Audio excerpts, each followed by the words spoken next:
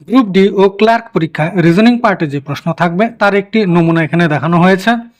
অনেকে হয়তো ঠিকঠাক সিলেবাস জানেই না, কিন্তু পরীক্ষায় বসবে। ঠিকঠাক সিলেবাস জেনে গেলে পরীক্ষা খুবই সহজ হবে। দেখে নাও, প্রশ্নটিতে বলা আছে একটি বালকের পরিচয় দিতে গিয়ে একটি বালিকা বলল। বালিকা আমরা মার্ক করব।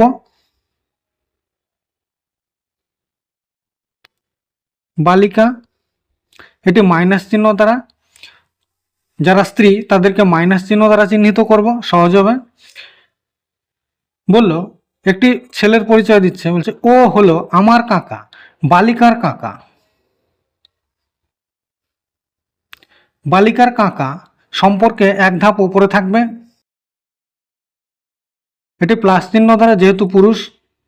বালিকার কাকার বাবা আরেক ধাপ উপরে আরেকটি গোল করে দিলাম, কাকার বাবা প্লাস চিহ্ন করে দিলাম যেহেতু পুরুষ।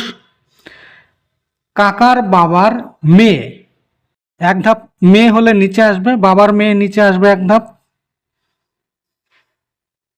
এটি মাইনাস চিহ্ন করে দিলাম। মেয়ের ছেলে এক ধাপ নিচে নামবে,